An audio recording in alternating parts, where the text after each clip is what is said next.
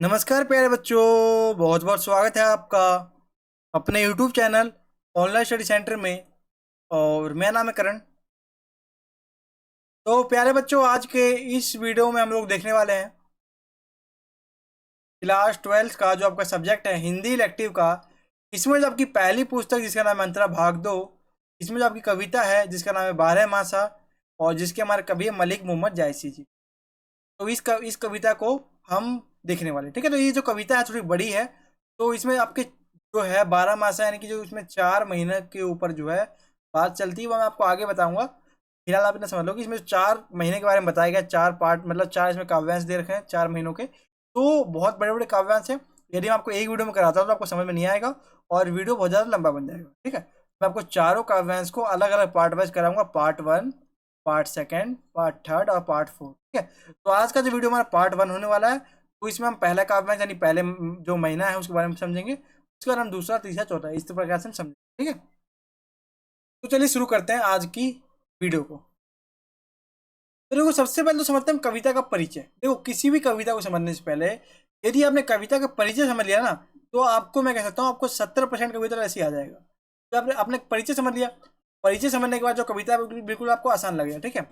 तो पहला पॉइंट क्या है, देखो, बारह मासा मलिक मोहम्मद जायसी द्वारा रचित महाकाव्य। मलिक मोहम्मद जायसी जो हमारे कवि है, उन्होंने एक बहुत ही बड़ा महाकाव्य लिखा जिसका नाम था पद्मावत। में पद्मावत के नागमती वियोग खंड का एक अंश है। जो पद्मावत में एक नागमती वियोग खंड था, उसका एक छोटा सा अंश दिया गया इसमें आपके इस कविता में, ठीक है। देखो, अगला पॉइंट है, इस खंड में राजा रतन सेन के वियोग में संतृप्त रानी नागमती की विरह व्यथा का वर्णन किया गया, ठीक है। देखो, इसमें क्या है कि जो राजा रतन सेन है और जो एक रानी है उनकी, क्या नाम उनका, तो नागमती। तो जब राजा रतन सेन नागमती को छोड़कर चले जाते हैं कहीं दूसरी जगह, तो जो रानी नागमती है वो उनके विरह में, उनके विक्षोभ में, यानी जब उनको वो उससे दूर हो जाती है, तो कहीं ना कहीं जो उनसे दूर होने के कारण जो है वो नागमती बहुत ज्यादा दुखी हो जाती है।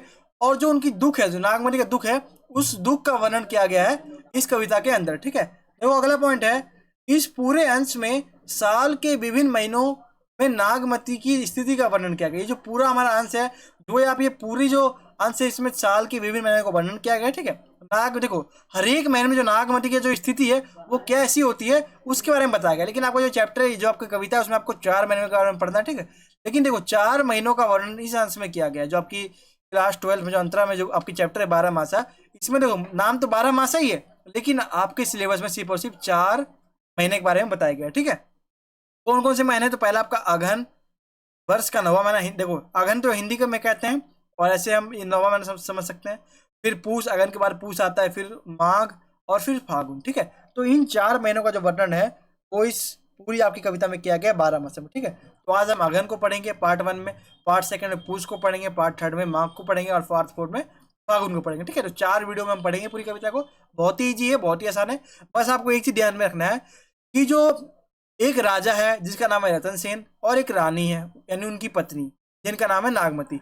जब राजा रतन सेन उनकी पत्नी यानी नागमती को छोड़कर कहीं चले जाते हैं, तो नागमती जो है वो बहुत ज्यादा दुखी हो जाती है। और जो अपने दुख है वो अलग अलग महीनों में, यानी माँ अगहन के महीने में नागमती की स्थिति कैसी होती है, वो सभी स्थिति का वर्णन इन 12 मास कविता के अंदर किया गया, ठीक है। तो आपको बेसिक समझ में आ गया, तो चलो बढ़ते हैं आगे। देखो, आज के इस वीडियो में सीखेंगे अगहन मास। अगहन मास के बारे में पढ़ेंगे। अगहन मास यानी अगहन का जो महीना है, अगहन के महीने में जो नागमती है उसकी कैसी स्थिति होती है जब उसके पति, यानी जब उनका पति है राजा रतन सेन, उनको छोड़ के चले जाते हैं, ठीक है। देखो, आपके सामने काव्यांश है, पहला काव्यांश है ये, ठीक है, अगहन महीने का। देखो, अगहन देवस घटा निसी बाढ़ी, दूभर दुख सो जाय किमि काढ़ी। अब धनी देवस विरह भांति, जरई बिरहु जो दीपक बाती, ठीक है। आगे पॉइंट है, कांपा हिया जनावा सियु, तो पे जाई होई संग पियु। घर घर चीर रचा सब काहू, मोर रूप रंग ले लगा नाहू। पलटी न बहुरा गा जो बिछोई, अबहु फिरे फिरे रंग सोई।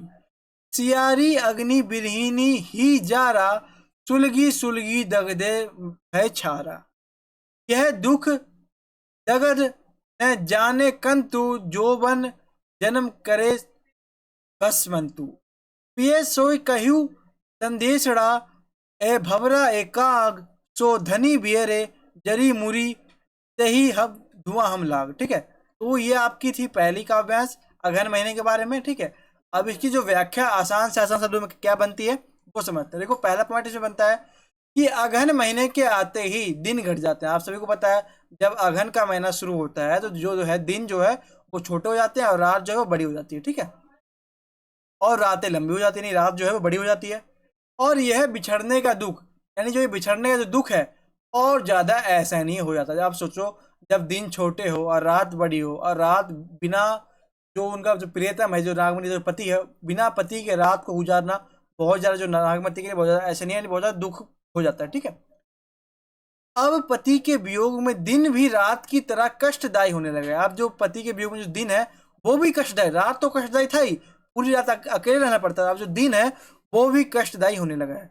और जो विरह की अग्नि, विरह मतलब जो दुख, जो दर्द, जो पीड़ा, उसकी जो अग्नि है वो नागमती को एक दिए की बाती की तरह जला रही है। जिस प्रकार एक दिया होता है उसमें एक बाती होती है, जिस प्रकार वो बाती जलती रहती है, तो ठीक उसी प्रकार जो विरह की अग्नि है, जो दुख की अग्नि है, जो विछोह की अग्नि है, उसमें जो नागमती का जो हृदय है, जो दिल है, वो कहीं ना कहीं जल रहा है। ठीक है, अगला हमारा पॉइंट है, इस दर्द भरी सर्दी में नागमती का हृदय भी पति के वियोग में कांपने लगा है। आप सभी को पता है कि अगहन महीने में सर्दी की शुरुआत हो जाती है और सर्दी पड़ने लगती है। ठीक है, यानी कि जो इस दर्द भरी जो सर्दी है इसमें नागमती का जो हृदय है, यानी नागमती का जो दिल है, वो भी पति के वियोग में कांपने लगा। यानी जब उनका जब पति जब उनको छोड़ चले जाते तो उनका हृदय वो कांपने लगा।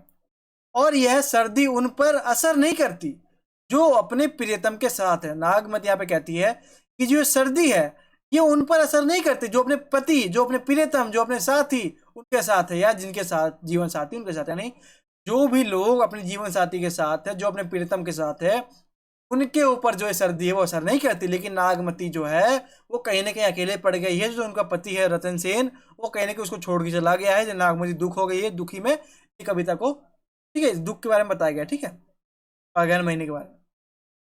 अब देखो आगे समझते हैं। देखो अगला पॉइंट है आपका, पूरे घर में सर्दी से बचने के लिए कपड़े तैयार किए जा रहे हैं। तो आप सभी को पता है जब सर्दी आती है तो लोग क्या करते हैं, जो सर्दी के कपड़े होते हैं उसको निकालते हैं, उसको तैयार करते हैं। लेकिन नागमती कहती है कि मेरा रूप सौंदर्य तो मेरे प्रिय अपने साथ ले गए। नागमती यहाँ पे कह रही है कि जो उनका रूप सौंदर्य था, जो उनकी खूबसूरती थी, जो भी सौंदर्य सजना सवरना था, वो सभी तो उनके जो प्रियतम थे उनके साथ ले गए। ठीक है, यानी कि नागमती जो है वो अब किसके लिए सजेगी, किसके लिए सवरेगी। इसलिए नागमती यहाँ पे कह रही है कि उनका जो प्रियतम था, जो उनके जो प्रेमी था, जो उनका पति था, जिनका नाम था रतन सेन, वो कहीं ना कहीं दूर चले गए उनसे। ठीक है, तो यही कहीं ना कहीं नागवती कह रही है कि वो किसके लिए सजे सवेरे, किसके लिए कपड़े निकाले। तो कहीं ना कहीं यहाँ पे कहा गया कि नाग, जैसे देखो यहाँ पे क्या कहा जा रहा है कि पूरे घर में सर्दी से बचने के लिए कपड़े तैयार किए जा रहे हैं। देखो जब सभी को पता है जब सर्दी होता है तो जो सर्दी कपड़े होते हैं वो निकाले जाते हैं। ठीक है, जो सर्दी कपड़े होते हैं वो निकाले जाते हैं। तो नागमती यहाँ पे कह रही है कि नागमती अब सर्दी कपड़े कैसे निकालेगी, सर्दी के कपड़े कैसे निकालेगी, और तो उसका रूप सुंदर, आप नागमती जो सस्ती सवरती है तो किसके लिए सजेगी, किसके लिए सवरेगी। ठीक है, क्योंकि उनके पति नहीं है तो वो सर्दी कपड़े क्यों निकालेगी, वो सजेगी सवरेगी क्यों, ये पे कहा गया। अगला हमारा पॉइंट है, एक बार जब से वो गए हैं। आप नागमती कहती है कि जब से वो गए हैं उसके बाद वे पलट कर नहीं आए, उसके बाद जो है पलट कर ही नहीं आए। जब से वो उनके पति रतन सेन वो गए, जब से वो पलट कर ही नहीं आए। अगर मेरी किस्मत अच्छी हुई या सौभाग्य से वो वापस आ जाते हैं तो मेरा रंग रूप मुझे वापस मिल जाए। अब नागमती यहाँ पर ये कहती है कि यदि उसके जो पति है वो वापस आ जाते हैं, ठीक है, तो उनका जो कहने का जो रंग रूप है, जो नागमती सज सवर नहीं रही है, बिल्कुल दुख सी है, तो कहने का उसका जो रंग रूप है उसको वापस मिल जाएगा। जगह जगह सर्दी से बचने के लिए आग लगाई जा रही है। आप सभी को पता है जब ज्यादा ठंड पड़ती है लोग क्या करते हैं, आग जलाते हैं। लेकिन उसके मन और उसके तन को तो विरह की अग्नि जला रही है। जो विरह है, जो दुख की जो अग्नि, वो उसके तन और मन को जला रही है। और यह अग्नि उसके तन और मन को राख बना रही है। यानी नागमती जो है वो कहने के दुख में बहुत ज्यादा कमजोर होती जा रही है। ठीक है, शायद ये मेरा यह दुख मेरे प्रियतम नहीं जानते। अब नागमती सोचती है कि शायद मेरा जो दुख है ये मेरे प्रियतम यानी राजा रतन सेन वो नहीं जानते। शायद तभी तो वो अभी तक मेरे इस अग्नि में मेरा रंग रूप और यौवन सब भस्म हो रहा है। ठीक है, नहीं जानते तभी तो इस अग्नि में मेरा रंग रूप और यौवन सब भस्म हो रहा है। यहाँ पे नागमती कहती है कि जो उनके पति है जिनका नाम राज रतन सेन, तो रतन सेन है वो उनके दुख दर्द को नहीं जानते, इसलिए जो है इनका जो नागमती है उनका जो रंग रूप है वो भस्म हो रहा है। इनका जो यौवन अवस्था, जो युवा की अवस्था, वो धीरे धीरे समय गुजरता जा रहा है, वो जो है उनकी युवा अवस्था का घटती जा रही है। ठीक है, अगला नंबर पॉइंट है हे भवरे। आप नागमती जो है वो लास्ट में क्या कहती है, आप समझो। हे भवरे हे काग, काग मतलब कौवा, यानी कौवा होता है, देखो। हे भवरे ए काग, मेरे प्रिय को यह संदेश दो कि तुम्हारी विरह की अग्नि में, यानी नागमती कह रही है कि जो उनके प्रियतम है जिनका नाम है राजा रतन सेन, तो उनको ये संदेश दो। भवरे को कह रही है और काग यानी कौवे कह रही है, उनको संदेश दो कि अग्नि में तुम्हारी पत्नी जल चुकी है, जो नागमती वो जल चुकी है, और उसकी अग्नि के धुएं से ही हम काले हो गए। आप सभी को पता है जो भवरे होते हैं, जो कौवा होते हैं, वो काले होते हैं। तो कहीं ना कहीं जो नागमती है वो ये कहना चाहती है कि काग और भवरे के माध्यम से ये कहना चाहती है कि भी जो भी नागमती की स्थिति है वो उनके पति को बताओ, क्योंकि नागमती जो है वो कहने की बहुत ज़्यादा दुखी में है, बहुत ज़्यादा जल चुकी है, एक तरह से कह सकते हो आप। जो विरह की अग्नि बहुत ज़्यादा जल रही है, और उसी अग्नि के कारण जो है भवरे और वो भी काले हुए। ठीक है, उदाहरण देकर समझाती है नागमती, ठीक है, ऐसा बताने के लिए। तो ये आपका पहला काव्यांश था। इसमें हमने क्या पढ़ा, तो इसमें हमने पढ़ा अगहन मास यानी अगहन महीने के बारे में। अब इसके बाद अगला वीडियो आएगा, उसमें हम अगला पढ़ेंगे महीना, फिर अगला तीसरा वीडियो आएगा, फिर चौथा में आपको खत्म हो जाएगा। ठीक है, टोटल आपके 4 पार्ट बनेंगे। बहुत ही इजी चैप्टर है, बहुत ही आपको समझने। देखो आप एक चीज ध्यान में रखो कि पूरी पंक्ति में पता क्या बात चलती है, एक पति है जिसका नाम है रतन सेन, एक पत्नी जिसका नाम है नागमती। पति छोड़ के चला गया पत्नी को, तो पत्नी बहुत ज्यादा दुखी है। ये पूरे चारों महीने के बारे में बताती है। ठीक, अब इसके विशेष बिंदु क्या है, यानी कि इस कविता में क्या क्या विशेष बनते हैं वो समझते हैं। देखो पहला विशेष तो यह है कि इस काव्यांश में रानी नागमती की विरह वेदना का वर्णन किया गया। आप सभी को पता है जो रानी नागमती है उसकी जो विरह वेदना, यानी जो विरह यानी कि दूरी, यानी बिछो, यानी दूरी, जब दूरी पैदा हो गई, यानी कि जो इस काव्यांश में रानी नागमती जो उसकी जो विरह वेदना उसका वर्णन किया गया है। इस काव्यांश में अगहन मास की विशेषता बताते हुए रानी नागमती की विरह वेदना का वर्णन किया गया। यानी रानी नागमती ने अगहन मास की विशेषता बताई कि इस समय ठंडी होती है, और ठंड में क्या उनकी जो स्थिति है उसको वर्णन बताया है। अगला नंबर पॉइंट है इस काव्यांश की भाषा अवधि है। अगला नंबर पॉइंट है इस काव्यांश की शैली उदाहरण और चित्रात्मक है। इसमें बहुत सारे उदाहरण दिए जैसे कौवे का, भवरे का, चित्रात्मक है। देखो इस जब आप कविता को पढ़ोगे तो आपके सामने एक चित्र सा बन जाएगा। ठीक है, नागमती चित्रात्मक मतलब पढ़ते पढ़ते आपके सामने एक इमेजिनेशन आ जाएगा। आप चित्र के माध्यम से भी अपने आपके मन में चित्र बनने लगेगा। ठीक है, अगला नंबर पॉइंट है इस काव्यांश में वियोग रस है। अब रस की बात करें तो इस काव्यांश में वियोग रस है। इस कविता में कवि की भाषा काव्यात्मक, लयात्मक तथा भावनात्मक है। ठीक है, इस कविता में सजीवता है, मतलब ये जो कविता है सजीवता है, बहुत ज्यादा सजीवता आपको पढ़ोगे तो सजीवता आपको दिखाई देगा। यह है एक छंदयुक्त कविता है। ठीक है, जो कविता है हमारी यह एक छंदयुक्त कविता है। तो ये था हमारा आज का वीडियो। तो आई होप कि आपको वीडियो अच्छा लगा हो।